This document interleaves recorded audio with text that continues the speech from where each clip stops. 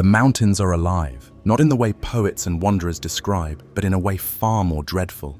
In the deathly silence of the Himalayas, where the air itself feels cursed and the snow buries sound and hope alike, something moves, something watches, something waits. For centuries, the people who live in the shadows of these mountains have whispered its name in trembling voices. They leave offerings at shrines, prayers scratched onto tattered flags that flap in the frozen wind, all in hopes that the creature will pass them by. They do not doubt its existence. To them, the Yeti is as real as the frostbite that rots the fingers of the lost, or the avalanches that swallow villages whole. The stories are always the same. A hunter who strays too far into the upper passes never returns, save for a scrap of cloth shredded by claws. A caravan found days later, their animals disemboweled, their bodies frozen in postures of terror. The echo of a howl that rolls down the valleys at night, so low and so alien that even the wolves fall silent. They call it the Abominable Snowman, but the word abominable is too soft. What stalks these slopes is no shambling beast, no mindless brute of flesh and fur. The Yeti is something older, something crueler, something born from the bones of the mountain itself. Its massive tracks appear overnight in the snow, each one too deep, too heavy to belong to any ordinary animal. And always, always, they lead away into the blinding white, daring the foolish and the curious to follow. But those who follow never come back. Or worse, they do come back, broken and hollow, their eyes wide with memories they cannot speak aloud. They have seen it. They have seen the thing that walks upright through the snowstorms, its matted white fur crusted with ice, its face twisted into a mask of rage and hunger, its breath steaming like a furnace in the frigid dark. In these mountains, death has many faces: avalanche, storm, starvation. But none are so feared, none so whispered about in the freezing nights as the Yeti, the white terror of the Himalayas, the beast that reminds us that the highest peaks are not ours to conquer. They belong to something else, something waiting just beyond the veil of the storm. Before the grainy photographs, before the plaster casts of giant footprints, before the breathless newspaper headlines and the ambitious Western expeditions, there was the silence. The vast, profound, and all-consuming silence of the high Himalayas, the roof of the world. A place so immense, so desolate, and so utterly indifferent to human life that it feels less like a part of our world and more like the surface of a distant, frozen planet. This is a world of impossible scale, a world of jagged, ice-sheathed peaks that claw at the thin, blue-black sky, a world of winds that howl with the voices of forgotten gods, winds so cold and so fierce they can freeze the breath in your lungs and scour the very flesh from your bones. A world of endless, blinding white snow, a landscape that is both beautiful and terrifying, a blank page upon which the slightest movement, the faintest shadow, takes on a profound and often menacing significance. To the people who have lived in the shadow of these mountains for thousands of years, the Sherpas of Nepal, the monks and the nomads of Tibet, this is not just a landscape. It is a living, breathing, and deeply sacred entity. The mountains themselves are gods. The rivers are the veins of the earth. The winds are the spirits of the dead. And in this world, where the veil between the physical and the spiritual is as thin as the high-altitude air, there are other inhabitants, beings that are not quite gods and not quite animals. Ancient, powerful, and deeply enigmatic entities that walk the high, lonely places where humans are not meant to tread. And the greatest, the most feared, and the most revered of them all has a name that is spoken in hushed, respectful tones, a name that is both a warning and a prayer. They call it the Yeh-Teh. The name itself is a key, a clue to its ancient identity. In the Sherpa language, Yeh means rock or cliff, and Teh means animal or creature. He is the rock creature, the dweller in the high places.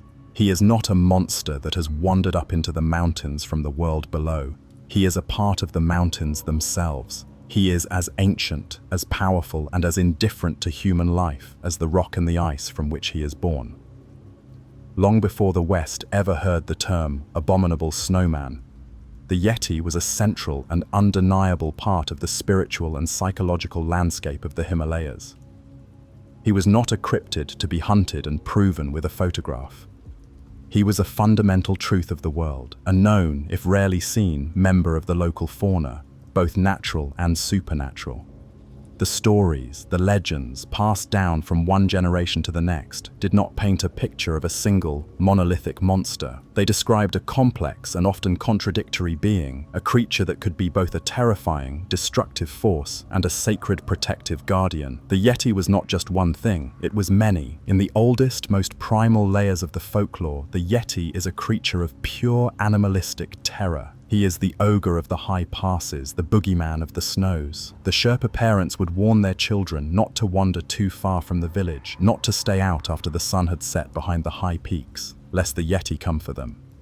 He was said to be a massive, ape-like creature, covered in thick, shaggy hair that was usually a reddish-brown or a dark, almost black color. He walked on two legs, with a stooped, shuffling gait, his long arms swinging at his sides. His face was flat and hairless, his skin a dark, leathery brown, and his eyes were small, deep-set, and burned with a cold, red light. He was a creature of incredible strength, capable of tearing a yak, the massive, hairy cattle of the Himalayas, limb from limb with his bare hands. He was known to raid the high-altitude pastures, slaughtering livestock not just for food, but seemingly for the sheer, savage joy of the kill. And sometimes, he would hunt the humans themselves. The stories are filled with grim, cautionary tales of lone herders or lost travelers who were found dead, their bodies savagely mauled, with a set of strange, large, not quite human footprints leading away from the scene. He was a creature of sound and smell. His presence was often announced by a strange, high-pitched whistling call that would echo through the silent valleys, a sound that was both a territorial warning and a hunting cry. And a close encounter was always accompanied by a foul, overpowering, and deeply unpleasant odor, a rank, musky stench that would cling to the air long after the creature had vanished. This was the Yeti of the primal fear, the monster that embodied all the very real dangers of the high mountains, the sudden, violent storms, the crushing avalanches, the bone-breaking falls, the ever-present threat of a sudden, lonely, and savage death. He was a symbol of nature at its most raw, its most untamed, and its most brutally indifferent. But as the gentle, compassionate, and deeply philosophical teachings of Buddhism began to spread through the high plateaus of Tibet and into the valleys of Nepal, the monster began to change. The Yeti was absorbed into this new, more complex spiritual worldview, and he was transformed. He was no longer just a mindless, savage beast. He became a symbol, a teacher, a player in the grand cosmic drama of enlightenment. In the rich and complex tapestry of Tibetan Buddhist folklore, the Yeti holds a strange and deeply ambiguous position. He is often still a creature to be feared, a symbol of the untamed primal passions that a monk must learn to conquer within himself. An encounter with a Yeti on a remote mountain pass could be a test of a monk's faith, a terrifying trial by ordeal. To be able to face the creature without fear, to meet its savage rage with a heart full of compassion, was a sign of great spiritual attainment. But the Yeti was not always a villain. In many stories, he becomes a kind of sacred, if dangerous, guardian. He is the protector of the high, hidden valleys, the secret, sacred places of the earth where the great saints and lamas of the past would go to meditate in solitude. The Yeti was the keeper of the secrets, the guardian of the threshold between the human world and the world of the enlightened beings. He was there to scare away the unworthy, the profane, the spiritually unprepared. To be granted safe passage through his territory was a sign that you were on the right path. One of the most famous of these stories is the tale of the great Tibetan poet and saint, Milarepa.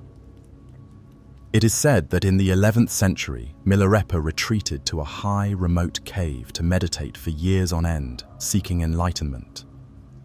One day, a group of hunters chasing a deer stumbled upon his cave. They were rough, violent men, and they were angered to find this strange, emaciated hermit living in their hunting grounds. They threatened him, they mocked his faith. Milarepa, in his state of deep compassion, simply smiled and tried to teach them the Dharma, the path of peace. But the hunters were unmoved. They decided to kill him, and as they raised their weapons to strike, a great, dark, and terrifying shape appeared at the mouth of the cave. It was a massive Yeti, its eyes burning with a red rage. It let out a roar that shook the very mountains. The hunters, their courage instantly evaporating in the face of this primordial terror, dropped their weapons and fled, screaming, down the mountainside. The Yeti, its duty done, simply bowed its head to the meditating saint and then vanished back into the snows. It had acted as a Dharma protector, a Dharmapala, a wrathful deity that uses its terrifying appearance to protect the teachings of the Buddha from those who would harm them.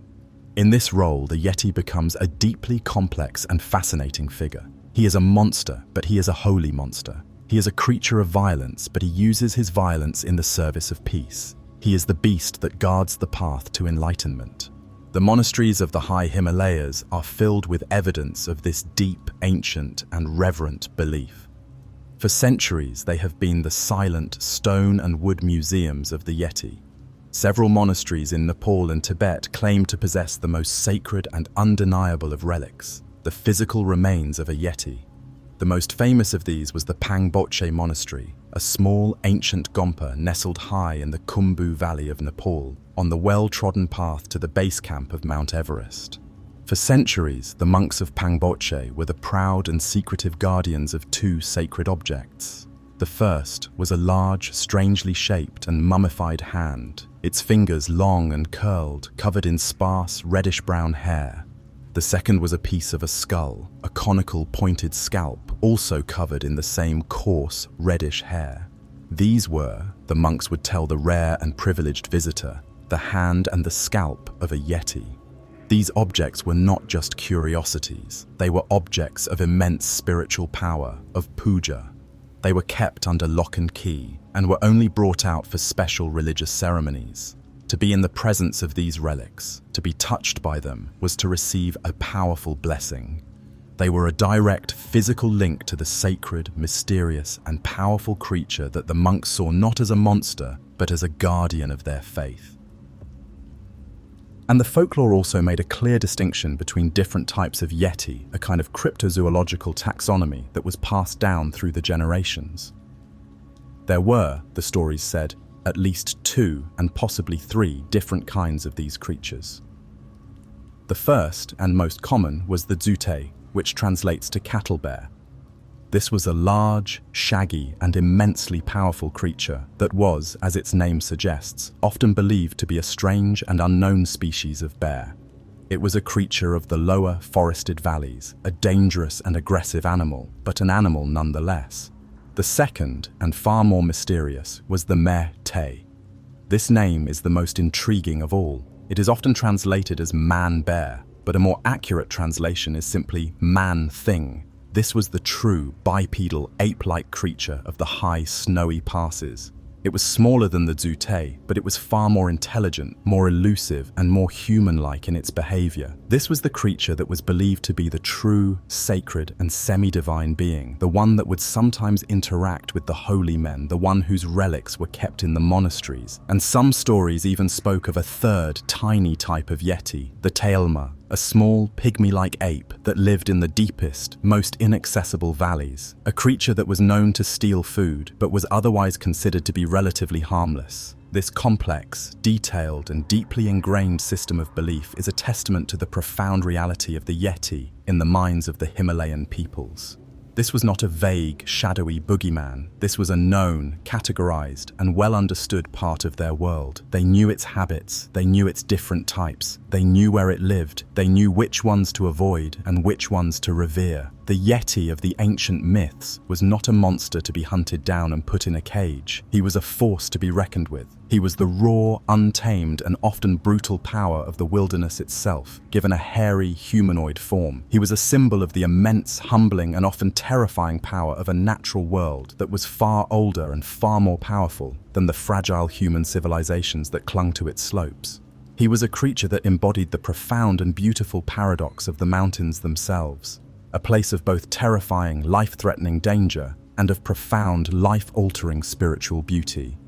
The Yeti was both the savage, destructive demon of the avalanche and the storm, and the serene, watchful guardian of the sacred, hidden places of the soul. This was the Yeti before the West arrived, a complex, contradictory, and deeply sacred creature, a creature of both the body and the spirit.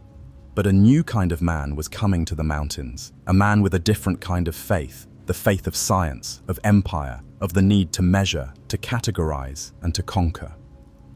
The first Western explorers and mountaineers were about to arrive in the Himalayas, and they would bring with them their cameras, their rifles, their measuring tapes, and their own very different set of beliefs. And when these two worlds, the ancient world of the sacred and the modern world of the scientific, finally collided on the high, frozen slopes of the roof of the world, the old, complex, and spiritual Yeh-Teh would be transformed into something new, something simpler, something more monstrous, and something far more famous.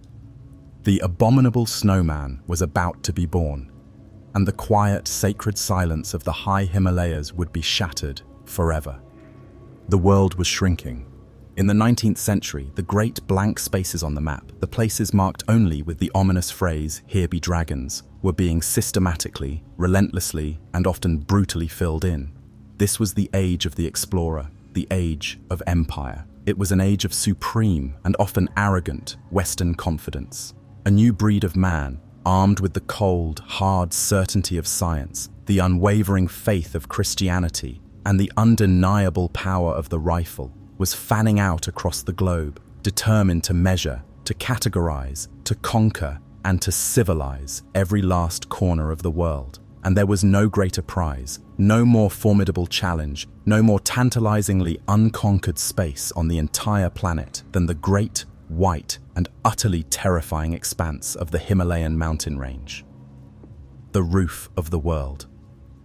The British Empire, having conquered the vast, hot plains of India, now found itself staring up at this immense frozen wall, the natural and deeply mysterious border of its new domain. And so the first Westerners began to push into this strange vertical world. These were not men who were looking for monsters. They were, for the most part, a very specific and peculiar type of British gentleman adventurer. They were soldiers, surveyors, botanists, and political agents, the unsung foot soldiers of the Great Game, the clandestine struggle for influence in Central Asia between the British and Russian empires.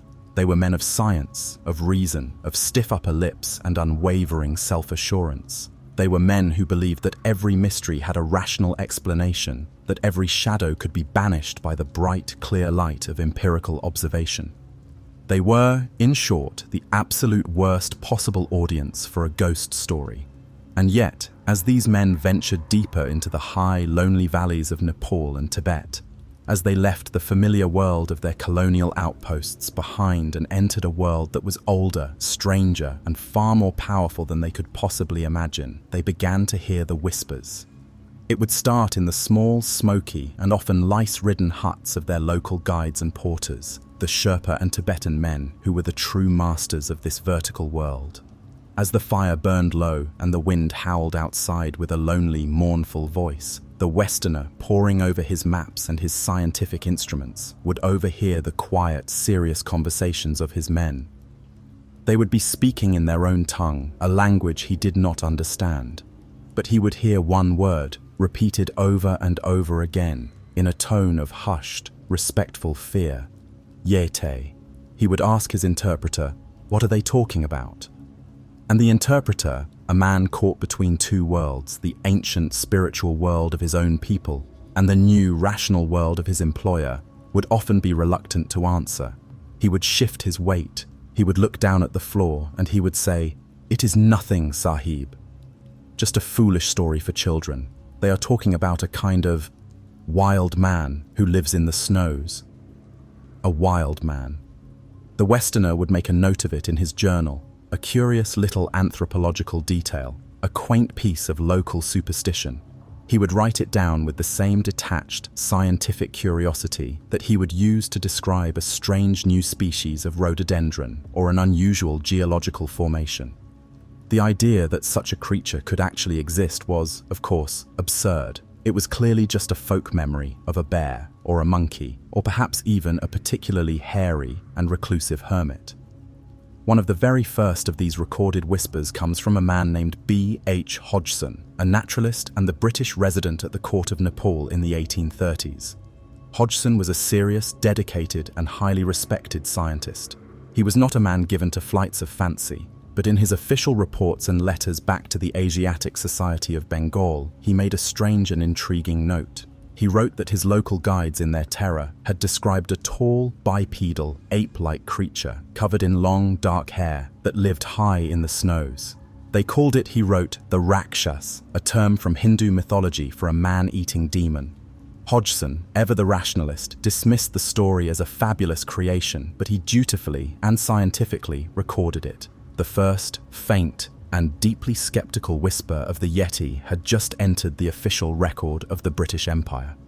As the century wore on, and more of these British adventurers pushed into the mountains, the whispers grew more frequent, more detailed.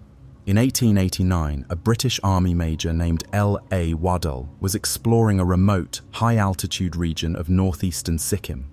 And in his published account of his travels among the Himalayas, he describes a discovery that would become a central and endlessly recurring piece of the Yeti puzzle. He found the tracks.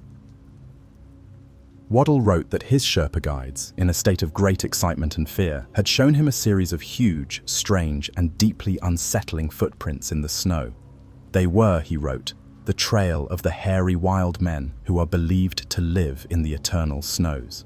Waddell, a man of his time, was, of course, deeply skeptical. He examined the prints and concluded, with a dismissive and almost arrogant certainty, that they were simply the tracks of a large bear, their shape distorted and enlarged by the melting and refreezing of the snow. He scoffed at the ignorant superstition of his guides and thought no more of it. But he had, unwittingly, established the classic pattern of the Yeti encounter, a pattern that would repeat itself for the next 100 years. The terrified local guides, the strange tracks in the snow, and the dismissive, rationalizing Westerner who explains it all away as a bear. What these early explorers failed to understand was that the Sherpas were not ignorant. They lived and breathed in this world. They knew, with an intimacy that the Westerners could never hope to achieve, every animal that shared their environment. They knew the track of a bear. They knew the track of a snow leopard, they knew the track of a langur monkey, and they knew, with an absolute and unshakable certainty, that the tracks they were seeing in the high snows did not belong to any of them. The tracks of the Yeh-Teh were different. They were huge, often over a foot in length. They were bipedal, the tracks of a creature that walked upright, like a man. And they had a distinct and deeply strange anatomical feature. The big toe was often described as being splayed outwards, or in some cases even opposable, like the thumb of a great ape. This was the footprint of a creature that was neither man, nor bear, nor ape. It was something else entirely, something unknown. These early whispers, these scattered reports of strange tracks and local legends remained just that, whispers. They were footnotes in the grand, sweeping narrative of colonial exploration. They were curiosities, but they were not yet a phenomenon. The Yeti was still a creature of the shadows, a local ghost story. For it to become a global superstar, for it to truly capture the imagination of the Western world, it needed something more. It needed a better name, and it needed a stage. And in the early years of the 20th century, it would get both. The stage would be the single greatest and most formidable prize in the entire world of exploration, the unconquered summit of Mount Everest. In the aftermath of the First World War, the world was hungry for heroes, for grand, noble adventures that could wash away the memory of the mud, the blood, and the senseless slaughter of the trenches. And the third pole, the summit of Everest, became the focus of this new, desperate age of exploration. In 1921, the first official British Mount Everest reconnaissance expedition was launched. It was a massive, military-style undertaking, led by a man named Lieutenant Colonel Charles Howard Berry. These were the best, the bravest, the most experienced mountaineers that the British Empire could produce. And as they pushed higher than any Westerner had ever gone before, as they entered the desolate, wind-scoured, and deeply alien world of the high-altitude snowfields, they found the tracks. Howard Berry, in his official report and later in his published account of the expedition, described the discovery. At an altitude of 21,000 feet, in a vast, empty expanse of snow, they came across a series of large, strange footprints. They were, he wrote, rather similar in shape to those of a bare human foot. He noted that the prints were huge and that the stride was long. He, like Waddell before him, followed the established pattern of skeptical dismissal. He concluded that they were probably caused by a large loping grey wolf which in the soft snow formed double tracks. But his local Sherpa guides had a different explanation. They knew exactly what had made the tracks. They told him, with a quiet, matter-of-fact certainty, that the tracks belonged to the Meto Kangmi. This was a Tibetan term. Meto meant man-bear, and Kangmi meant snowman, the man-bear snowman. It was this report, this dispatch from the roof of the world, that would change everything. The story was picked up by the newspapers back in London. A journalist for the Statesman newspaper in Calcutta, named Henry Newman, a man with a flair for the dramatic, received the dispatch. He interviewed the returning porters of the expedition, who excitedly told him their stories of the hairy, wild men of the snows. Newman knew a good story when he saw one, but he felt that the name, Man-Bear Snowman, was a bit clumsy. It lacked a certain punch, and in his retelling of the story, he made a small but fateful mistranslation. He mistook the Tibetan word meto, meaning man-bear, for the word mech, which he believed meant filthy or stinking. And so, in his newspaper column, he did not write of the man-bear snowman. He wrote instead of the filthy snowman. And then, wanting to give it a bit more of a dramatic flair, he embellished it. He transformed the filthy snowman into the abominable snowman. It was a stroke of pure, accidental, journalistic genius. The name was perfect. It was dramatic. It was terrifying. It was memorable. And it was completely, utterly wrong. But it didn't matter. The name stuck. It exploded in the public imagination. The quiet, complex, and often sacred Yeh-Teh of the Himalayan peoples, the creature that was both a guardian and a demon, had been stripped of all its cultural nuance, of all its spiritual depth. It had been rebranded, repackaged for a Western audience. And it had been turned into a simple, straightforward, and terrifying monster. The Abominable Snowman. The whispers from the high, lonely places had become a global shout. The local ghost story was now front-page news. The Yeti had arrived on the world stage, and the golden age of its discovery, an age of ambitious expeditions, of blurry photographs, of strange, tantalizing evidence, and of fierce, passionate debate, was about to begin. The quiet, sacred silence of the high Himalayas had been shattered forever by the roar of the printing presses and the hungry, insatiable appetite of a world that had just been introduced to its new favorite monster. The hunt was on. The name was a spark, a single, perfectly crafted and utterly sensational phrase that landed like a lit match in the dry, hungry tinder of the public imagination. The Abominable Snowman. It was a name that was impossible to ignore. A piece of journalistic poetry that transformed a vague regional folktale into a global superstar. The quiet, complex, and often sacred Yeh-Teh of the Himalayas was dead, buried under a landslide of Western sensationalism. And in its place, a new, more monstrous, and far more famous creature had been born. The year 1921 was the year the whispers became a roar. Lieutenant Colonel Howard Berry's dry, dismissive report of strange tracks at 21,000 feet, and Henry Newman's brilliant, accidental rebranding of the creature had opened the floodgates. The world, it seemed, was desperate for a new monster. The old monsters, the vampires and werewolves of Gothic Europe, felt distant, almost quaint. But the Abominable Snowman was something new. It was a monster for the modern age, an age of exploration and scientific discovery. It was not a creature of a haunted castle, but of the last, great, unconquered wilderness on Earth. It was a scientific mystery, a biological puzzle, a missing link that was, perhaps, still alive, still breathing, still walking in the highest, most inaccessible places on the planet. The hunt was on. For the next 4 decades, the Himalayas would be transformed. They were no longer just a challenge for the world's most elite mountaineers. They were now the hunting grounds for a new kind of adventurer, the Yeti hunter. A strange and often obsessive breed of men, a mix of serious scientists, wealthy big-game hunters, ambitious journalists, and outright eccentrics, began to descend on the small, bewildered kingdoms of Nepal and Tibet, all of them driven by the same burning and almost religious desire: to be the first to find, to photograph, to capture, or perhaps even to kill the Abominable Snowman.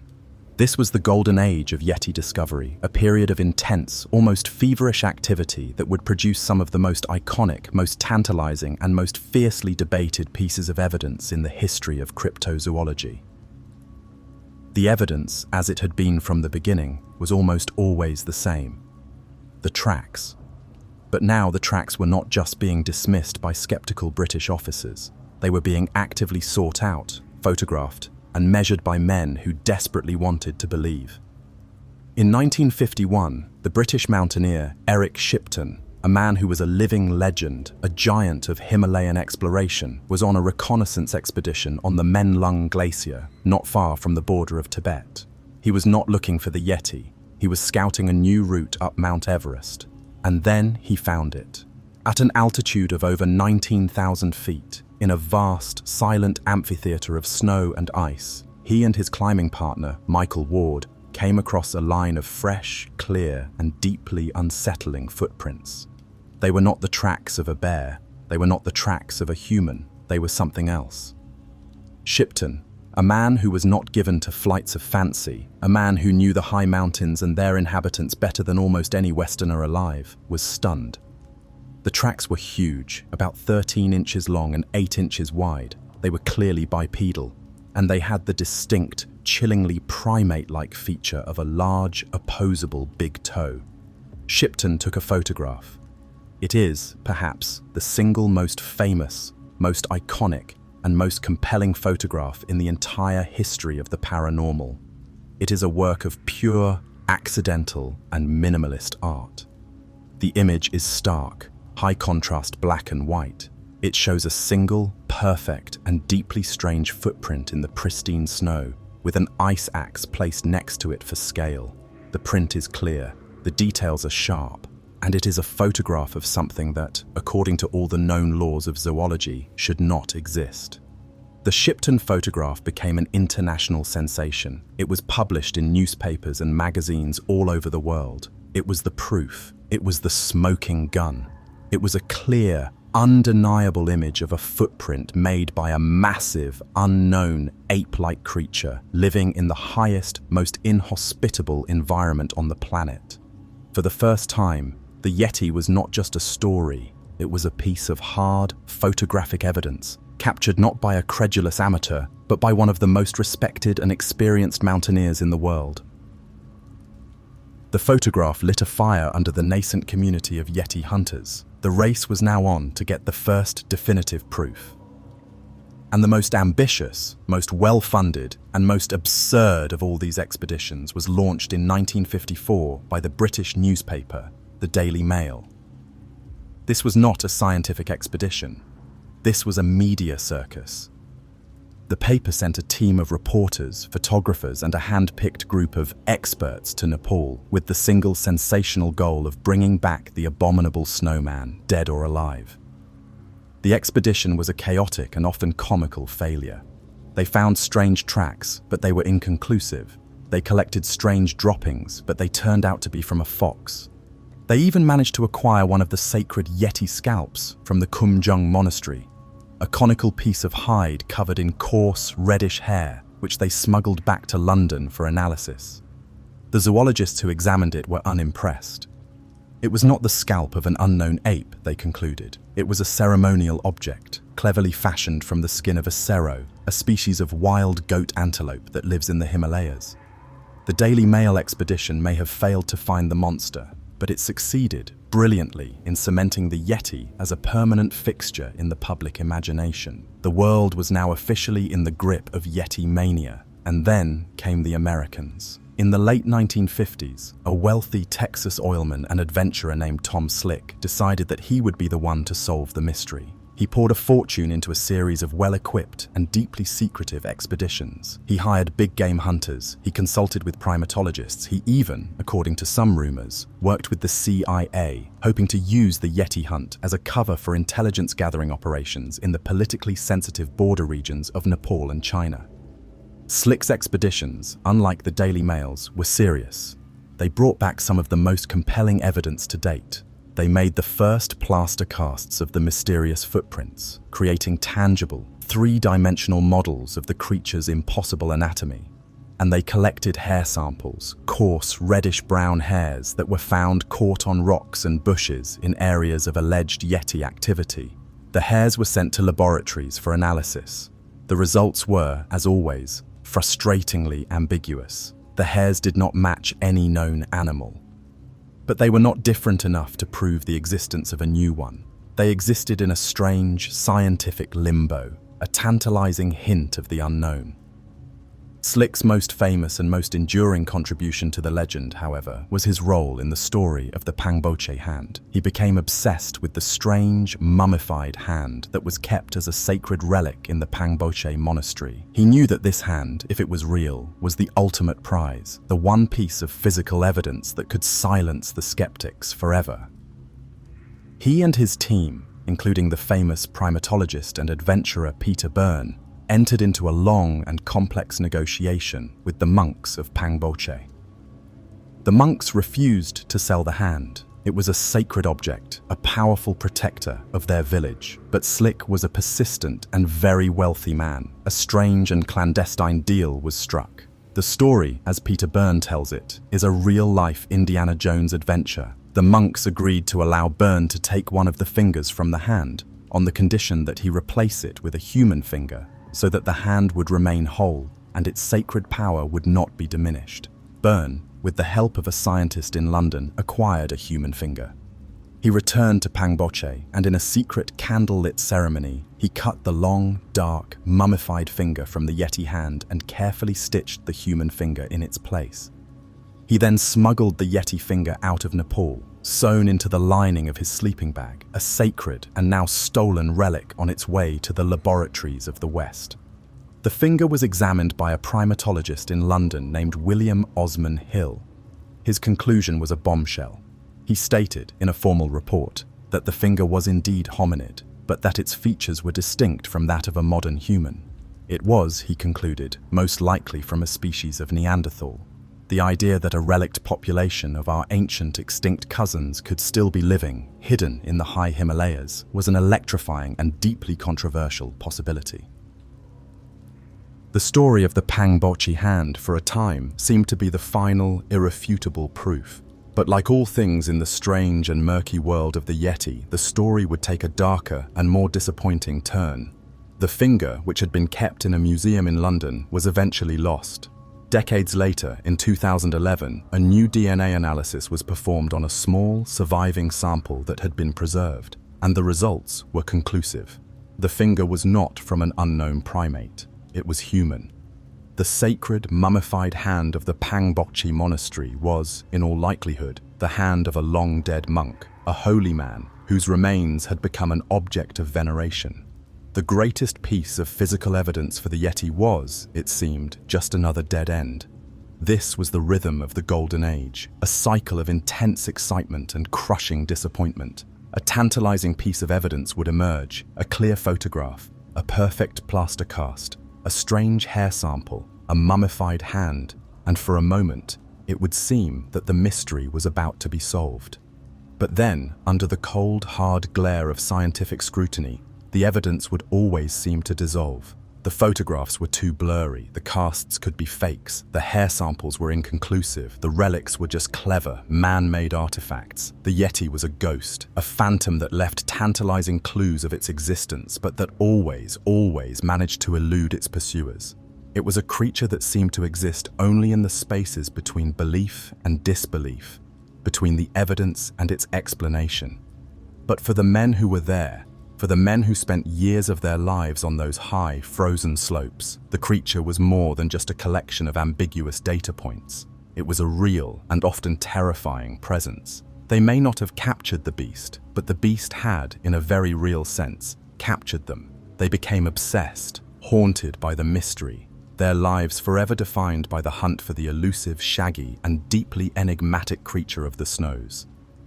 The golden age of discovery may not have given the world a body, a living, breathing Yeti in a cage, but it gave us something just as powerful. It gave us the story. It gave us the icons, the Shipton footprint, the Pangboche hand, the very idea of the ambitious, often foolhardy, Western expedition.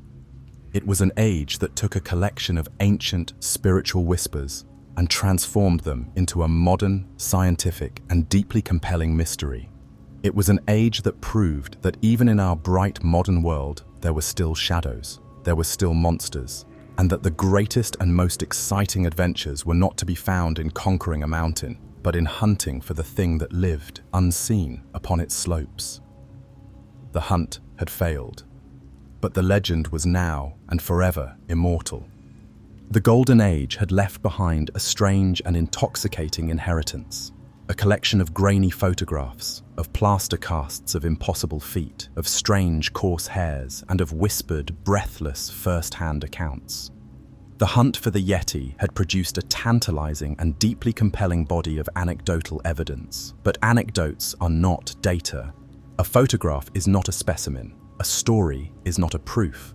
The world had the myth. It had the legend, it had the romance. But now, in the latter half of the 20th century, a new and far more demanding force was entering the arena. The cold, hard, and unforgiving force of modern science. The battle was about to begin. A long, slow, and often bitter war between two opposing and utterly irreconcilable worldviews. On one side were the believers, the cryptozoologists, the adventurers, the eyewitnesses, the people who had stood on a high, frozen mountain pass and had seen something that shattered their understanding of the world.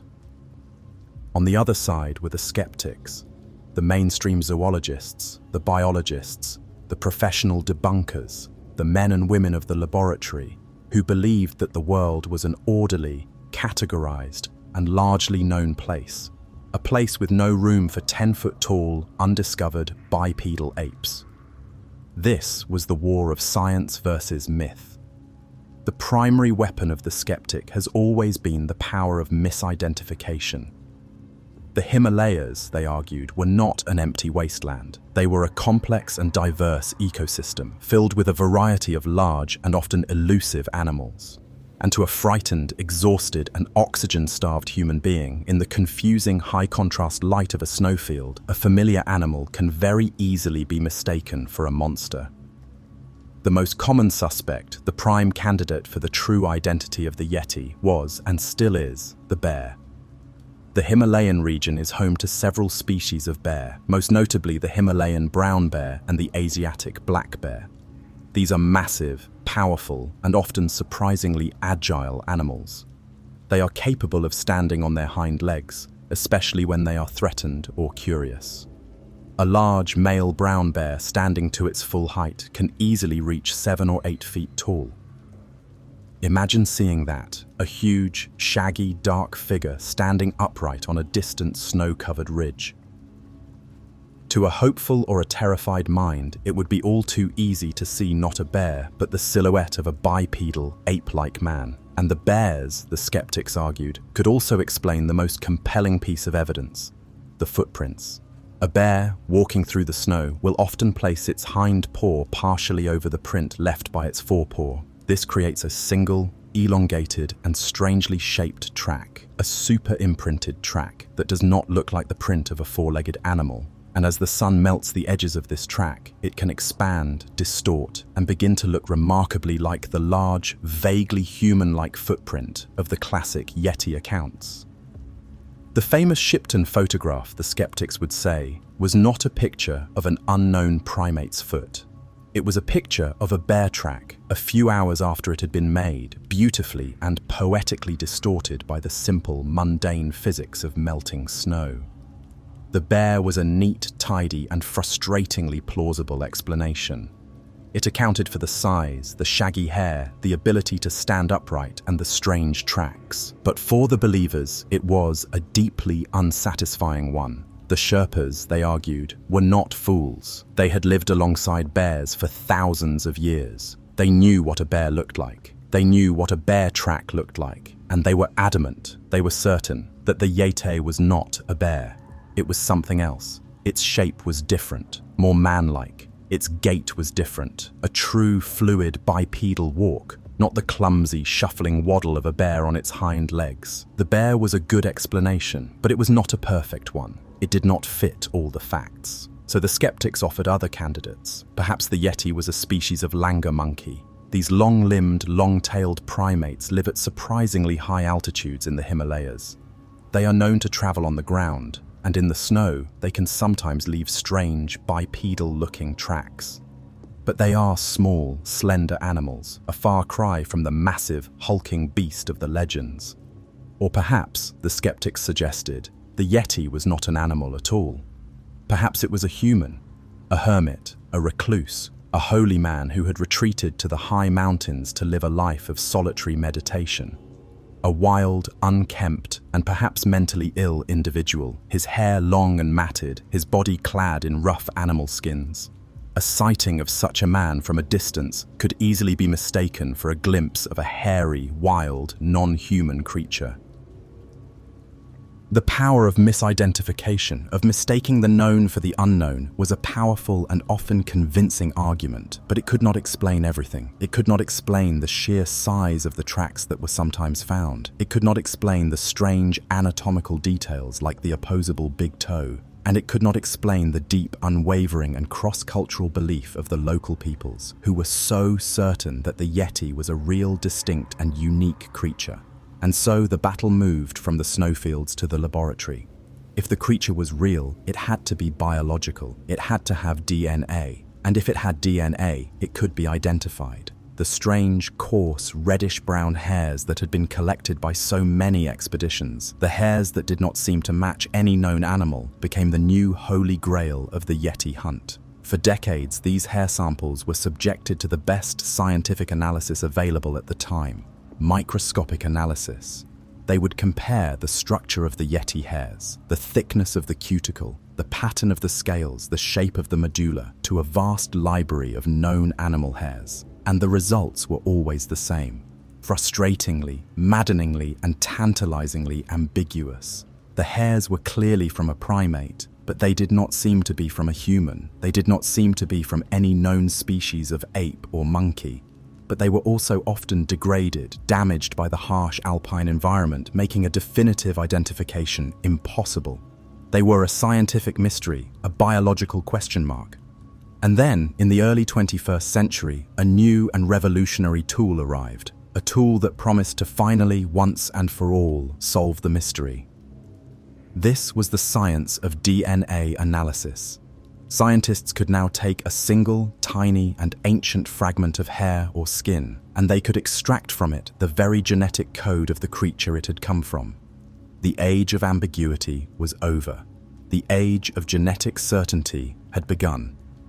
In 2014, a major study was launched, led by a professor of genetics at the University of Oxford named Brian Sykes. This was the most comprehensive and scientifically rigorous attempt ever made to solve the Yeti mystery. Sykes and his team put out a global call for alleged Bigfoot and Yeti samples. They received dozens of them from museums, from private collectors, from all over the world.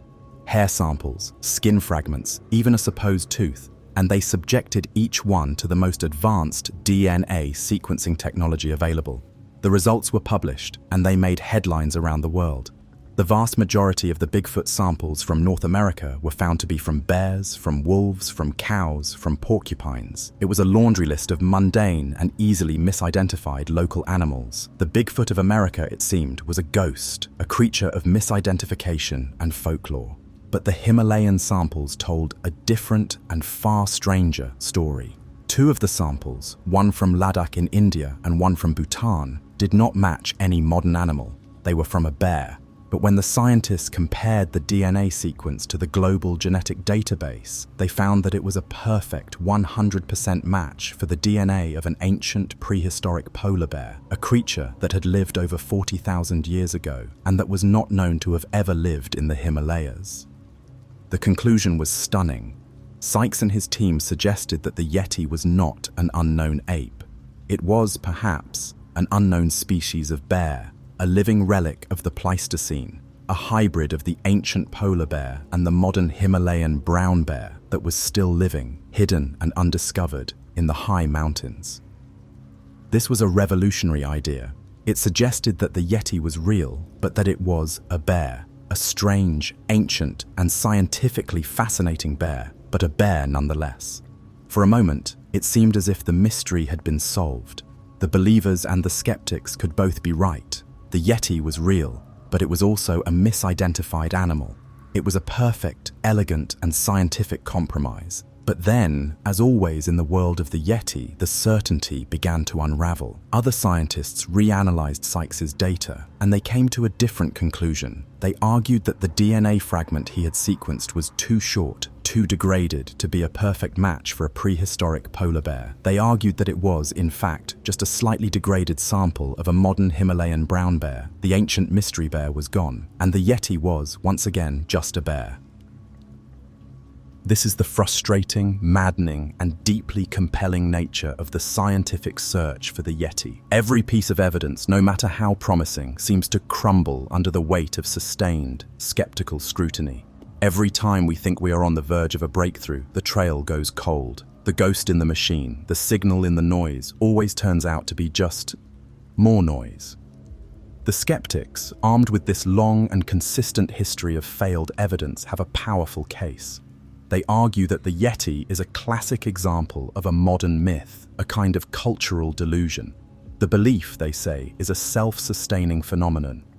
A person goes into the mountains already knowing the stories of the Yeti. They are in a strange, disorienting, and physically stressful environment. And so their brain, primed by the power of suggestion, interprets ambiguous stimuli, a strange shadow, a weirdly shaped bear track, a distant wind-borne sound, as evidence of the monster they are already expecting to see. It is a feedback loop of belief, a myth that generates its own evidence. But the believers, the people who have been there, the people who have seen the tracks with their own eyes, are not so easily dismissed. They argue that science has its own set of arrogant and often blinding prejudices. Mainstream science, they say, is unwilling to even consider the possibility of an unknown primate, because its existence would fundamentally challenge their neat and orderly understanding of the world. They argue that the absence of evidence is not the evidence of absence. The Himalayas are one of the largest, most remote, and least explored regions on the entire planet. To say that we have definitively proven that there is no large, unknown animal hiding in that vast wilderness is, they say, an act of profound and unscientific arrogance. And so, the war continues. It is a battle that is fought not with swords and shields, but with data points and interpretations. It is a battle between two different ways of seeing the world. The world of the skeptic is a world that is largely known, a world where the mysteries have, for the most part, been solved. The world of the believer is a world that is still, in its deepest and most remote corners, a place of magic, of mystery, of undiscovered monsters. The truth, as is so often the case, is likely somewhere in the vast, grey and deeply ambiguous space in between. Is the Yeti a bear? Almost certainly, a large number of the sightings and the tracks are, in fact, the work of the Himalayan brown bear. Is the Yeti a mass delusion, a myth fueled by the power of suggestion? Undoubtedly, this psychological factor plays a huge and significant role in the story, but is that all it is?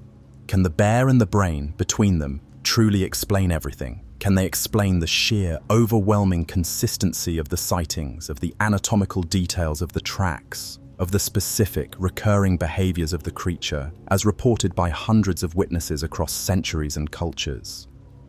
Can they explain the strange, primate-like and still unidentified DNA that has been found in some samples?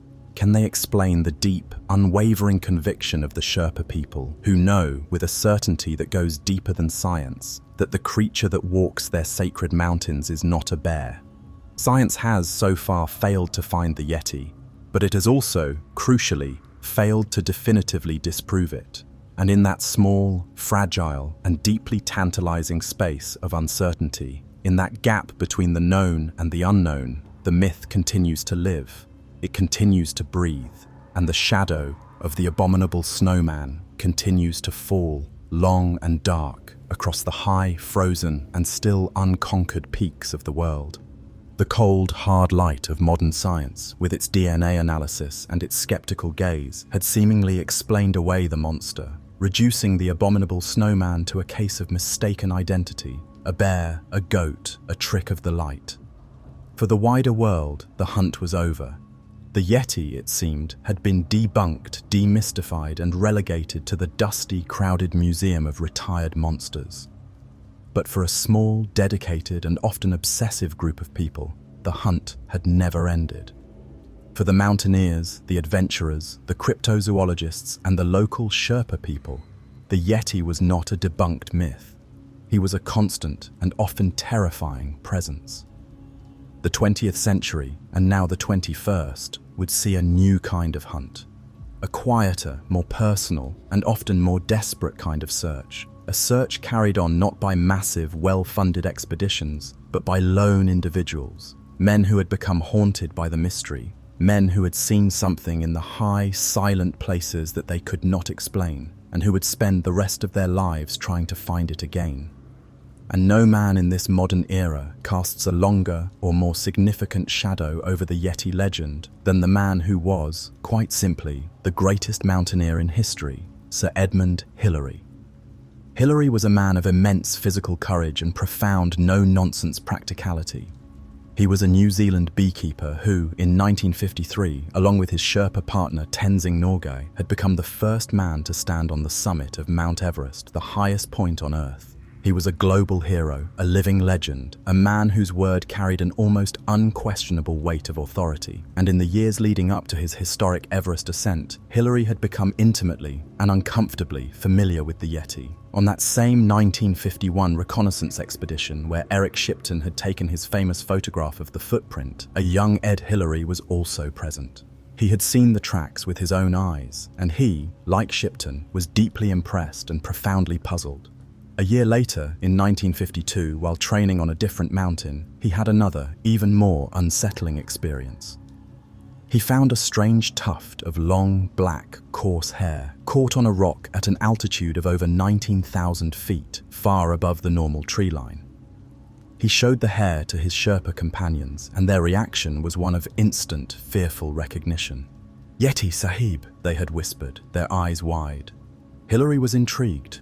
He was a man of science, a rationalist, but he was also a man who had a deep respect for the knowledge of the Sherpa people. He knew that they were not fools, and he knew that the tracks he had seen were not those of a bear. The mystery of the Yeti had taken root in his mind. And so, in 1960, flush with the fame and the funding that his Everest success had brought him, Hillary decided to mount his own expedition. But this was not an expedition to conquer a mountain. This was an expedition to solve, once and for all, the mystery of the Abominable Snowman. The World Book Encyclopedia sponsored the expedition. It was a massive, year-long undertaking equipped with the latest technology, high-powered cameras, tranquilizer guns, and even specially designed Yeti traps. This was perhaps the last great Golden Age-style Yeti hunt. And like all the others, it was a story of profound and frustrating disappointment. They spent months in the high, lonely valleys of the roll-willing Himal, a region famous for its Yeti sightings. They interviewed countless local villagers. They found dozens of strange tracks in the snow, but none were as clear or as convincing as the one Shipton had photographed. They collected hair samples, they collected strange droppings, but the subsequent analysis was, as always, inconclusive. The The expedition's most famous and most controversial moment came when Hillary, like Tom Slick before him, managed to gain access to the sacred Yeti scalp of the Kumjung monastery. Through his close relationship with the Sherpa community, he was able to borrow the relic on the condition that he would guard it with his life and return it safely. He flew with the scalp back to London, to Paris, to Chicago, where it was examined by a battery of zoologists, anthropologists, and primatologists. The verdict was unanimous, and for the believers, it was a devastating blow. The sacred scalp, the most famous and compelling piece of physical evidence for the Yeti in the entire world, was not the scalp of an unknown primate. It was, as the Daily Mail expedition had concluded years earlier, a cleverly fashioned artifact made from the skin and hair of the Himalayan serow, a local species of wild goat antelope. For Sir Edmund Hillary, this was the final, definitive nail in the coffin of the Yeti myth. He returned to Nepal, he gave the scalp back to the monks of Kumjung, and he held a press conference. And he, the great hero of the Himalayas, the man who had seen the tracks with his own eyes, declared to the world that the Abominable Snowman was a myth, a legend, a fascinating piece of folklore, but nothing more. His pronouncement was a death sentence for the credibility of the Yeti. If Sir Edmund Hillary, the conqueror of Everest, the man who knew the Himalayas better than any other Westerner, did not believe, then who could? For the mainstream world, the case was closed, but not for everyone. Another of the 20th century's greatest mountaineers, a man of almost superhuman endurance and a deeply philosophical and mystical temperament, would come to a very different and far more terrifying conclusion. This was the Italian climber, Reinhold Messner. Messner is, arguably, the greatest high-altitude climber in history. He was the first man to climb all 14 of the world's 8,000-meter peaks. He was the first to climb Everest without supplemental oxygen. He was a man who pushed the limits of human endurance to their absolute breaking point, a man who spent vast amounts of time, completely alone, in the highest, most desolate, and most dangerous places on Earth. And it was in this profound solitude, in this state of extreme physical and psychological stress, that he had his own encounter. It was 1986. Messner was on a solo expedition in a remote region of Tibet. He was in a state of near exhaustion, making his way through a dense, primeval forest in the twilight hours. And then he saw it. He describes a massive, dark, bipedal creature moving through the trees just ahead of him. It was tall, shaggy, and it moved with a strange, shuffling gait. It let out a high-pitched whistling sound that echoed through the silent forest. Messner, one of the bravest and most rational men on the planet, was paralyzed with a fear so profound, so primal, that it was unlike anything he had ever experienced. He hid behind a tree, his heart hammering, as the creature, which he was convinced was the Yeti, moved past him and disappeared into the darkness.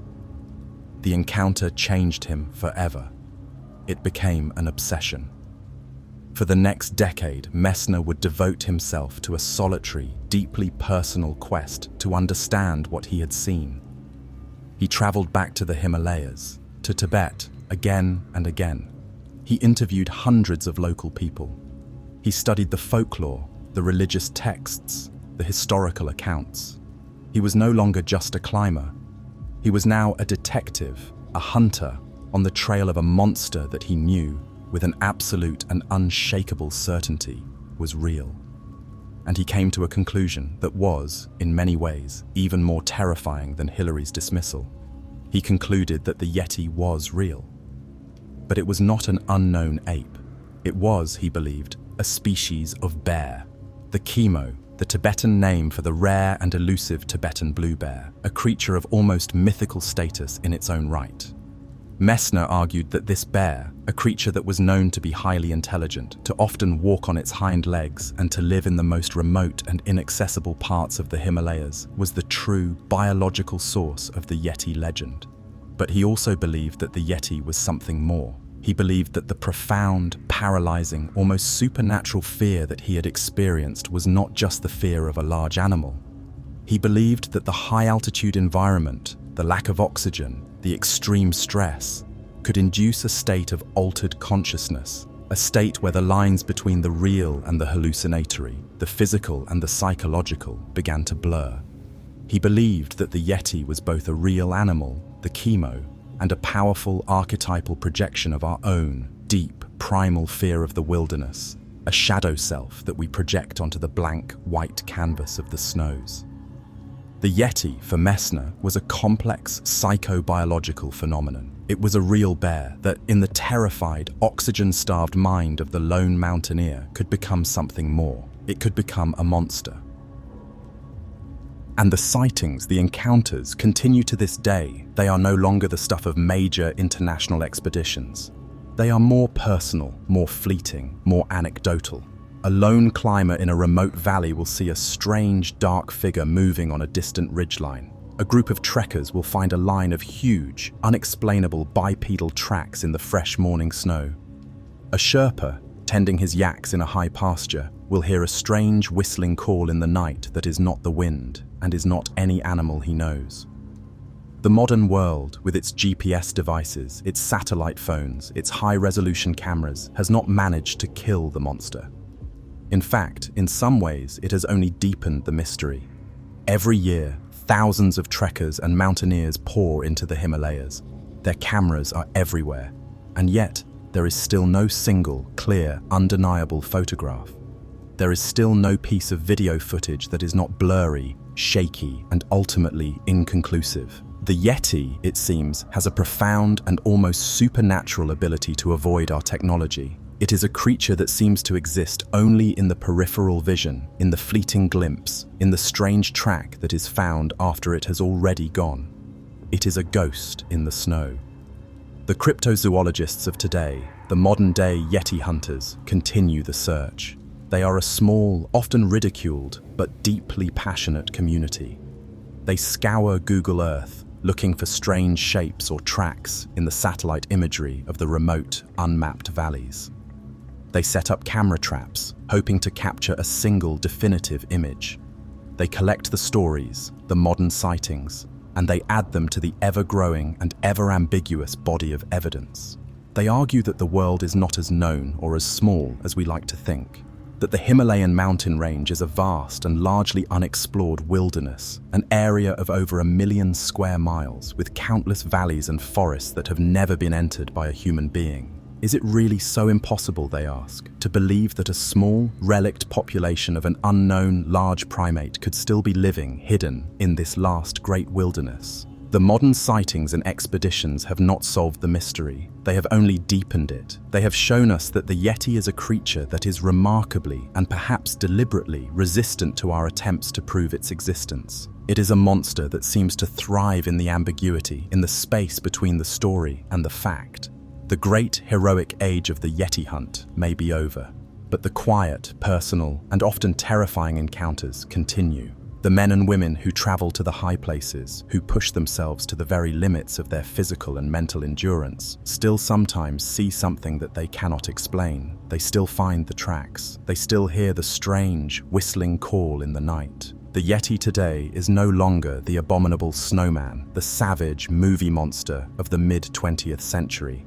He has, in a sense, retreated back into the mist, back into the snows, back into the realm of the sacred and the mysterious from which he was born. He is no longer a creature to be hunted with a rifle and a trap. He is a mystery to be contemplated, a question to be asked. And he is a profound and humbling reminder that even in our bright, modern, and relentlessly connected world, there are still some things that remain, and perhaps will always remain, unknown. The shadow on the mountain is still there, and it is still watching us. What is a monster? Is it just a creature of tooth and claw, a physical threat to be hunted and killed? Or is it something more?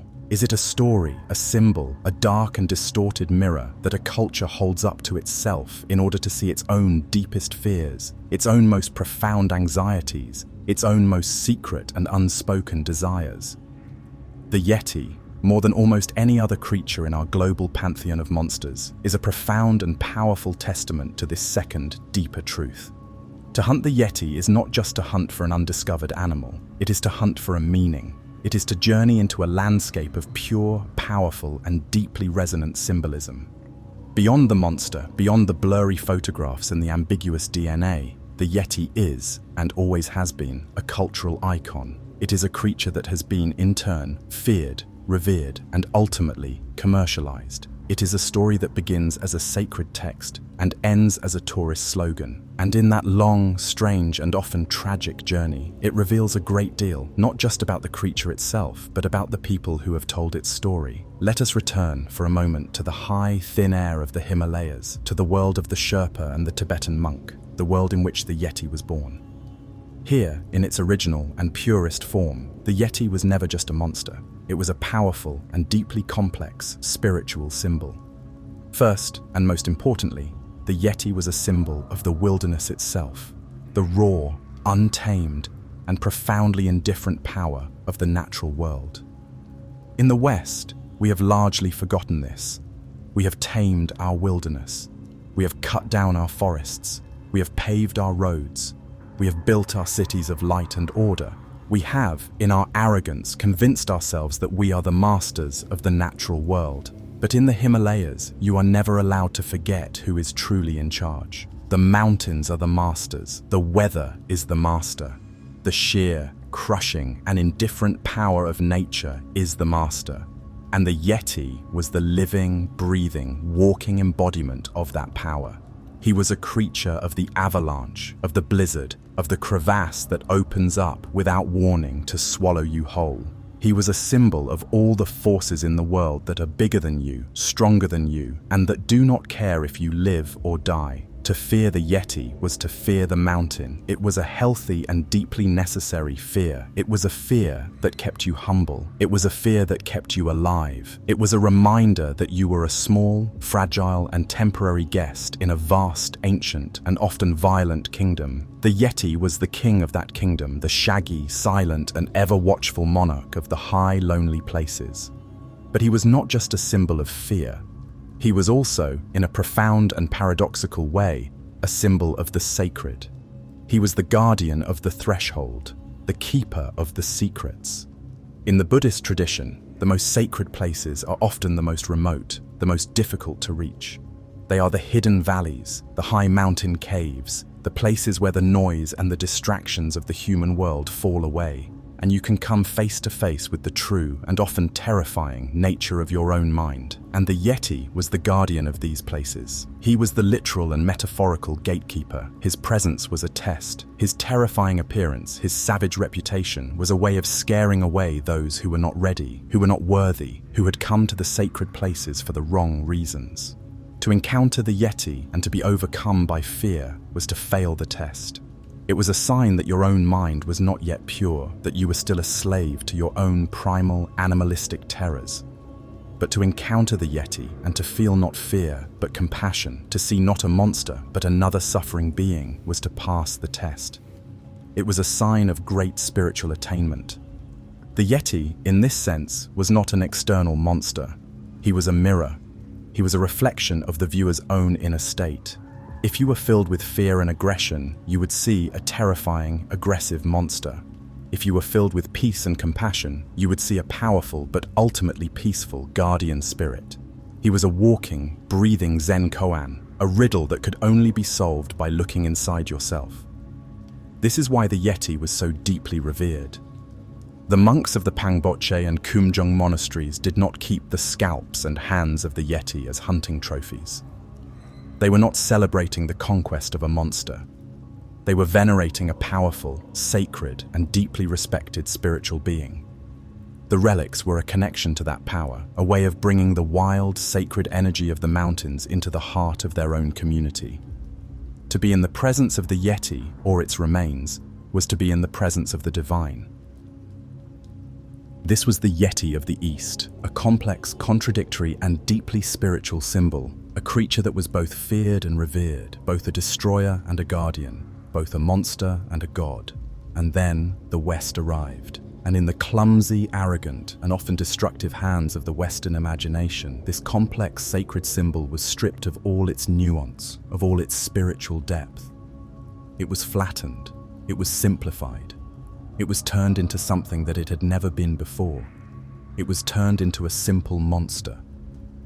The Abominable Snowman of the Western media was not a guardian. It was not a spiritual test. It was a beast to be hunted. It was a missing link, a scientific curiosity, a biological puzzle to be solved.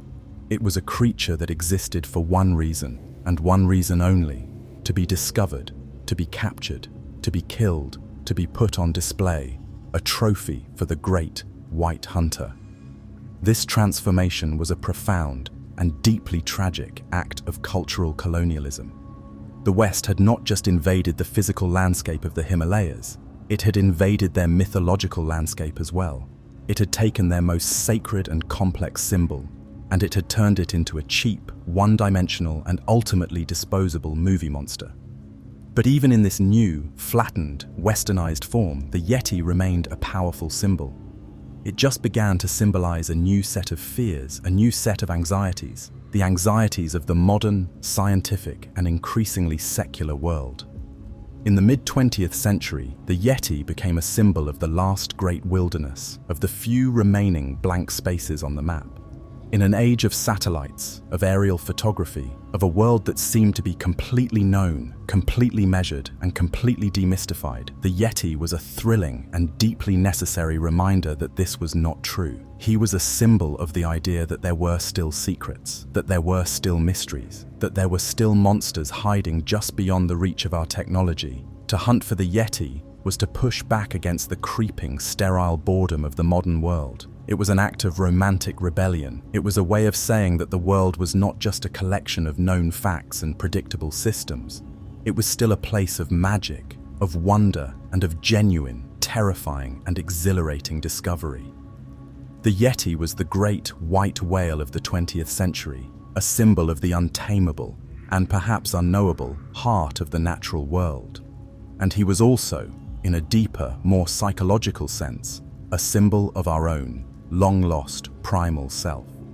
He was the wild man, the pre-civilized, pre-rational human that we had left behind in our long, slow march towards modernity. He was a symbol of a life lived in harmony with nature, a life of pure instinct, of physical power, of a freedom that we, in our comfortable, safe, and deeply constrained modern lives, could only dream of. The Yeti was a creature of our own nostalgia. He was a ghost from our own evolutionary past.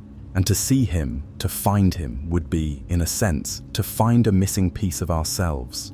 It would be to reconnect with the wild, savage, and deeply powerful animal that we have tried so hard to deny, to repress, and to forget, is still living and breathing and howling in the deep, dark, and unexplored wilderness of our own subconscious minds.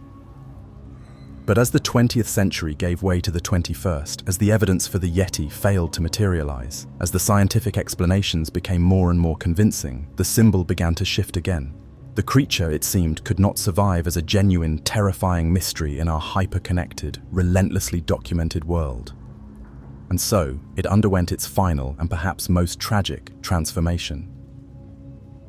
The sacred guardian, the terrifying monster, the symbol of the untamed wild, became a commodity, a brand, a tourist attraction. If you travel to Nepal today, to the villages that lie in the shadow of Mount Everest, you will find that the Yeti is everywhere. But he is no longer a creature of hushed, fearful whispers. He is a cartoon. His smiling, friendly, and decidedly unabominable face is on the signs for hotels, for restaurants, for trekking companies. The Yeti Bar and Grill, the Abominable Snowman trekking agency. You can buy Yeti t-shirts, Yeti hats, little stuffed plush toy Yetis for your children. The Sherpa people, who once spoke of the creature with a genuine and profound sense of reverent fear, now perform that fear for the tourists. They will tell you the old stories, their eyes wide, but there is a knowing wink behind the performance. They know what the Westerners want. They want the thrill, the romance, the safe, contained, and easily digestible version of the monster. And the Sherpas, a practical and resourceful people, are more than happy to sell it to them. The Yeti has been tamed. He has been declawed. He has been commercialized. He has been turned into the official, furry, and slightly goofy mascot of the Himalayan tourist industry. The sacred protector of the high passes has become a brand logo. the ultimate symbol of the untamed wilderness, has been, in a final, ironic act of conquest, completely and utterly civilized. And so we are left with a ghost of a ghost. A symbol that has been worn down, eroded by a century of skepticism, of failed expeditions, of crass commercialism. But is that the end of the story? Has the Yeti truly lost all of its power? Or is there still, somewhere in the deep, silent, and inaccessible heart of those mountains, something real? Perhaps the true enduring power of the Yeti as a symbol is not that he is real or that he is a myth. Perhaps his power lies in the fact that we can never, ever truly know. He is the ultimate symbol of uncertainty. He is a permanent question mark drawn in the snow. He is a profound and humbling reminder that for all our science, for all our technology, for all our arrogant certainty, our knowledge of this world is still a tiny, flickering candle in a vast and largely unexplored darkness. He is a symbol of the idea that there are still places that we have not seen, creatures that we have not named, and mysteries that we have not solved. The Yeti, in the end, is a symbol of the beautiful, terrifying, and deeply necessary idea that the world is still, in its heart of hearts, a wild and magical place. He is the guardian, not just of the sacred valleys of the Himalayas, but of the sacred and increasingly endangered wilderness of our own human imagination. And as long as there is a single unexplored valley, a single unclimbed peak, a single strange and unexplainable footprint left in the snow, the symbol of the Yeti and the powerful primal fear and wonder that he represents will endure. He is the shadow on the mountain, and the shadow is still there, waiting. The monster was born in the hushed, reverent whispers of the high Himalayas, a creature of spirit, of folklore, of a deep and ancient connection to the sacred landscape. But it was not in the quiet, candlelit monasteries of Tibet or the smoky huts of Sherpa villages that it would become a global superstar.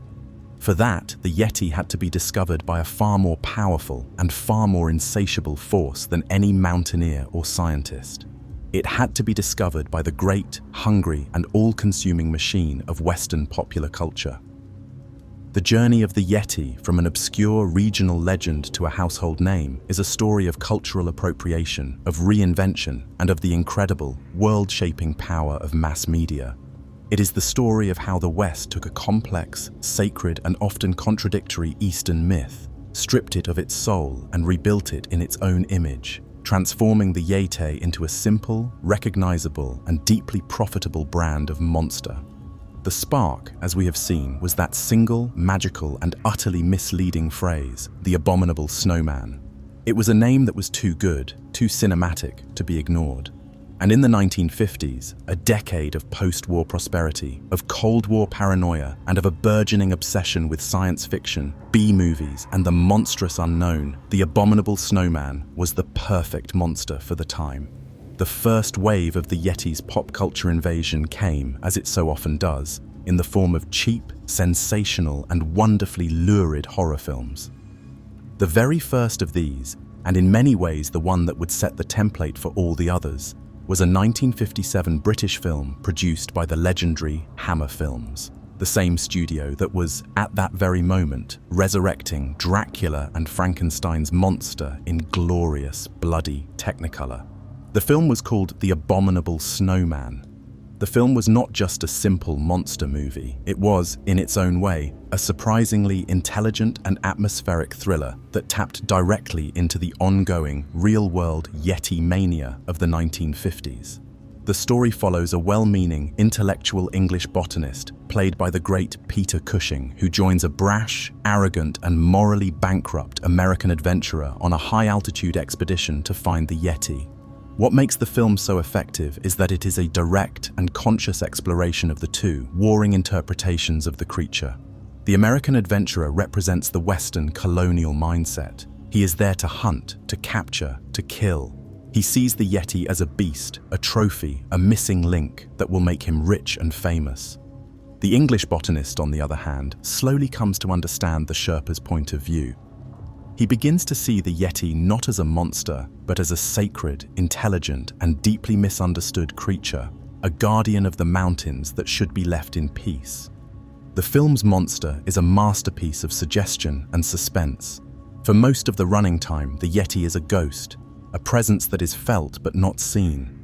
It is the strange, mournful howl that echoes through the high passes. It is the massive, shadowy figure that is glimpsed for a fraction of a second in the midst of a blizzard. And when the creatures are finally revealed, they are not the savage, ape-like beasts that the audience might have been expecting. They are tall, humanoid, and strangely serene beings with wise, ancient eyes. They are not monsters. They are a different and perhaps older form of humanity. And the film's chilling final twist reveals that they are not the ones who are the savages. We are. The film suggests that the Yetis are the true, peaceful masters of the earth, and that they are simply waiting, patiently, in their high mountain sanctuaries, for the violent, self-destructive race of modern humans to finally wipe themselves out. The Abominable Snowman was a thoughtful, atmospheric, and deeply philosophical horror film. And it was, for the most part, completely ignored by the wave of cheap American-made B-movies that followed in its wake. These films, with titles like Man-Beast and The Snow Creature, had no interest in philosophical nuance or spiritual ambiguity. They wanted a monster, and they created one. This was the birth of the classic pop culture Yeti, the giant, savage, white-furred, bipedal ape man. This image, which has almost nothing to do with the original Sherpa folklore of a reddish-brown, rock-dwelling creature, was a pure Hollywood invention. White was a more visually striking color against the snowy landscapes. It made the creature look more like a polar bear, an animal that Western audiences already associated with cold, remote, and dangerous environments. The savage, roaring, and mindlessly aggressive behavior was a simple and effective way to create a cheap and easy horror movie villain. The complex, sacred guardian of the Himalayas had been officially lobotomized and turned into a generic B-movie monster, a snowy, high-altitude cousin of King Kong. This new, dumbed-down, and almost exclusively monstrous version of the Yeti would become the dominant image for the next several decades. He became a staple of children's cartoons, a goofy, often lovable, giant furball. He appeared in the classic 1964 Rankin-Bass Christmas special, Rudolph the Red-Nosed Reindeer, where Bumble, the abominable snow monster, is a terrifying, roaring beast who is eventually tamed and rendered harmless by having all of his teeth pulled out by an elf who wants to be a dentist. A perfect, if slightly disturbing, metaphor for the way pop culture had defanged and domesticated the once terrifying legend. He appeared in comic books, in toy lines, in breakfast cereals. He had become a brand, but he had, in the process, lost almost all of his original power to inspire genuine terror. He was no longer a creature of the sacred. He was a creature of the Saturday morning cartoon. And then, in the late 20th and early 21st centuries, as our culture became more interested in revisiting and deconstructing our old monsters, the Yeti began to evolve again. He began to reclaim some of his old, terrifying power. He became a staple of the burgeoning world of video games, a perfect, high-level boss monster for players to fight in the icy, mountainous levels of games like Tomb Raider and Uncharted. But it was in the world of theme parks that the Yeti would find his most spectacular, most expensive, and most terrifying modern incarnation. In 2006, the Walt Disney Company, the undisputed masters of immersive, narrative-based entertainment, opened a new roller coaster at their Animal Kingdom park in Florida. It was called Expedition Everest, and it was, and still is, a masterpiece of modern myth-making. The ride is more than just a roller coaster. It is a story. The queue line itself is a meticulously detailed walk-through museum dedicated to the history and the folklore of the Yeti. You walk through a replica of a Himalayan village, past trekking company offices and small cluttered shops. You then enter a detailed museum filled with evidence, plaster casts of footprints, blurry photographs, ancient scrolls, and even a recreated Sherpa temple, complete with offerings to the guardian of the mountain. The ride is brilliantly designed to steep you in the lore, to make you believe, for a moment, that the Yeti is a real and very dangerous creature. And then you board the ride, an old, steam-powered train that is supposed to take you on a scenic journey up the Forbidden Mountain. And of course, things go terribly wrong. you discover a massive, torn-up section of track destroyed by some huge, powerful creature. Your train is sent hurtling backwards into the dark, icy heart of the mountain itself. And it is here, in the darkness, that you finally come face to face with the monster. The Yeti of Expedition Everest is a technological marvel, an audio-animatronic figure that was, at the time of its creation, one of the largest and most complex ever built. It is 25 feet tall, a roaring, lunging, and absolutely terrifying beast of hydraulics, steel, and synthetic fur. As your train speeds past, it reaches down, its massive, clawed hand swiping at you, a single, shocking, and visceral moment of pure, cinematic terror. This was a profound and powerful resurrection. Disney had taken all the elements of the Yeti's long and complex history, the sacred folklore of the Sherpas, the ambitious adventure of the Western expeditions, the monstrous white-furred appearance of the B-movies, and it had fused them all together into a single, cohesive, and deeply terrifying modern narrative. It had, in a sense, created the ultimate and most perfect version of the pop culture Yeti, a creature that was once again both feared and, in its role as the guardian of the Forbidden Mountain, revered. The king was back. And so, the journey of the Yeti through our popular culture has been a long, strange, and often contradictory one. He began as a complex, spiritual being, a creature of deep and profound symbolic meaning. He was then flattened into a one-dimensional, roaring monster by the cheap and cynical machinery of the B-movie. He was then defanged and turned into a lovable, goofy mascot for children. And then, finally, he was resurrected in all his terrifying, roaring glory by the most powerful and sophisticated storytelling machine on the planet. What this journey reveals is that the Yeti is a remarkably and almost infinitely adaptable symbol. He is a blank, white, furry canvas upon which we can project whatever fears or whatever desires our culture needs to explore at any given moment. In the 1950s, an age of bold exploration and Cold War paranoia, he was the ultimate unknown, the savage, monstrous other that lurked in the last unconquered corners of the world.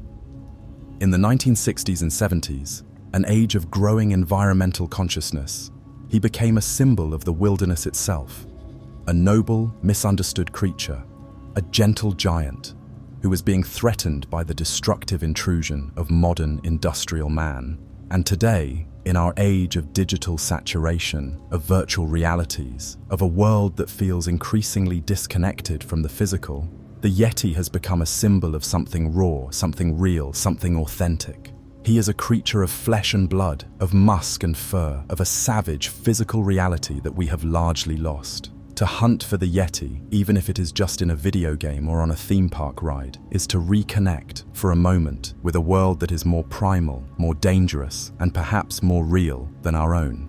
The West may have stolen the Yeti from his home in the Himalayas. It may have twisted his story, changed his face, and forgotten his sacred name. But in doing so, it has given him a new kind of immortality. He is no longer just the guardian of a few remote and sacred mountains. He is now a guardian of our collective imagination. He is a permanent and unkillable part of our global folklore, and he is a constant and deeply necessary reminder that even in our bright, modern, and supposedly all-knowing world, there are still and will always be monsters in the snow. And so, we come to the end of the trail of footprints in the snow, a trail that began in the mists of ancient Himalayan folklore and has led us through the arrogant certainties of the colonial age, the sensational headlines of the mid-20th century, the cold, sterile laboratories of modern science, and the bright, flickering, and often distorting light of our own popular culture. We have followed the tracks, we have listened to the whispers, we have sifted through the evidence, and now we are left, standing at the edge of the great, white, and silent unknown, with the wind howling in our ears and the final, immense, and perhaps unanswerable question still looming before us. Is the Yeti real? The easy answer, the rational answer, the answer that our modern, scientific, and deeply disenchanted world wants to hear is no. Of course, it's not real. It is a ghost, a phantom, a beautiful and terrifying tapestry woven from the threads of ancient folklore, mistaken identity, and the profound, hallucinatory power of the human mind under extreme duress. The Yeti the skeptic will tell you, with a patient and slightly condescending smile, is a simple case of connect the dots. The dots are all there, all perfectly mundane and explainable. There is the Himalayan brown bear, a large, shaggy, and occasionally bipedal animal. There are the strange, melting and distorting effects of the sun and the wind on its tracks. There is the profound and well-documented psychological stress of high-altitude environments, the lack of oxygen that can cause vivid and terrifying hallucinations. And there is the rich, pre-existing cultural folklore of the Sherpa and Tibetan peoples, a folklore that has primed the minds of both the locals and the visiting Westerners to see a monster in the ambiguous shapes of the mountain landscape. The Yeti, in this view, is a perfect storm of misinterpretation. It is a bear, seen by an oxygen-starved mind through the lens of a pre-existing myth. It is a ghost that is born, lives and dies entirely within the soft, grey and often unreliable tissue of the human brain. The photographs are fakes or mistakes. The hair samples are from bears or goats. The sacred relics are just clever, man-made artifacts. The story is a beautiful one, but it is just a story. The case, they will tell you, is closed, and perhaps they are right. Perhaps that is all it is, a beautiful, complex, and deeply human mistake. And yet it is not quite that simple.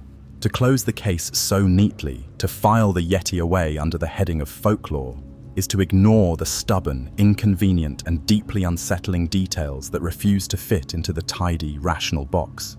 It is to ignore the sheer, overwhelming consistency of the eyewitness accounts, a consistency that spans centuries and cultures.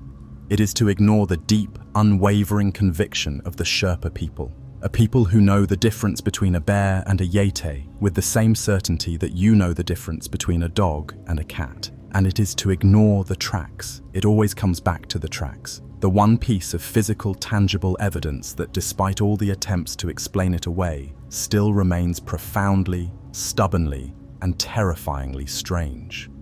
The skeptic's explanation of a bear's super-imprinted footprints being distorted by the sun is a good one.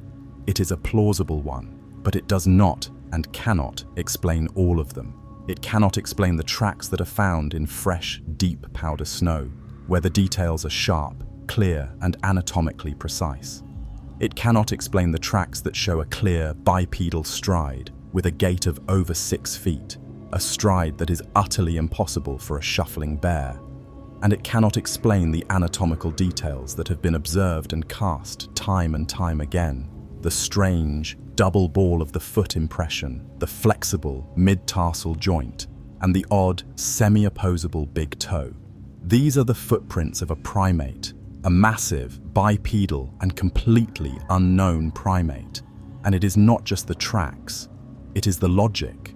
The logic of the hoax explanation begins to crumble under its own weight. Are we to believe that for centuries, a vast and silent conspiracy of Sherpa pranksters has been wandering the most remote and dangerous mountains on Earth in the dead of winter, just to stamp fake, anatomically complex footprints in the snow on the off chance that a Western mountaineer might stumble across them? It is a theory that is, in its own way, far more fantastical and far less believable than the existence of the creature itself. The truth is that science has not and cannot definitively prove that the Yeti does not exist. The absence of evidence is not the evidence of absence. The Himalayan mountain range is one of the last great, truly wild places on our planet.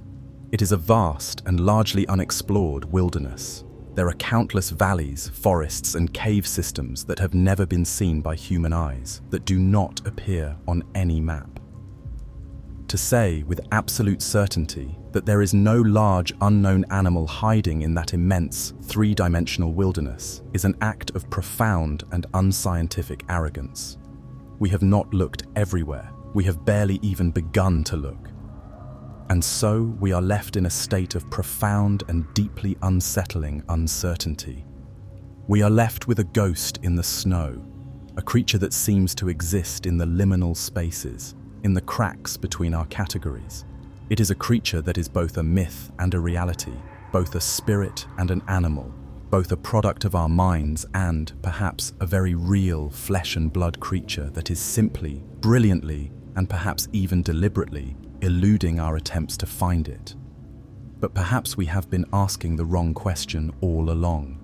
Perhaps the question is not, is the Yeti real? Perhaps the more important and more interesting question is, why do we need the Yeti to be real? What does this creature, this symbol, give us?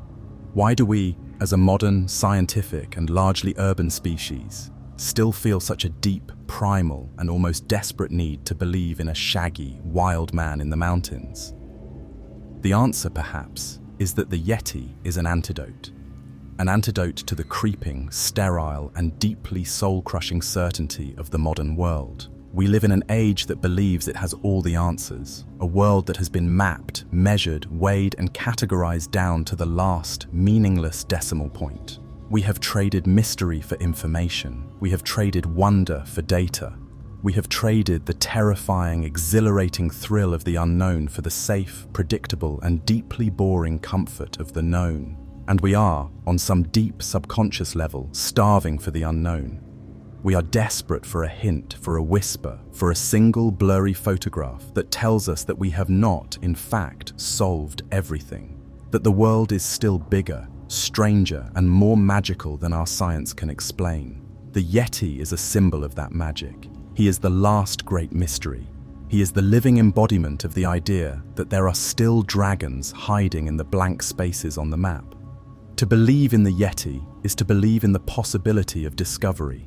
It is an act of faith, a faith in the idea that the universe is still a wild, untamed, and deeply mysterious place. He is also a profound and necessary symbol of the wilderness itself, a wilderness that we have, in our arrogance and our greed, pushed to the very brink of extinction. The Yeti is the ultimate endangered species. He is the spirit of the last, great, untamed places. He is a walking, breathing, and deeply powerful reminder that we are not the only, and perhaps not even the most important, story on this planet.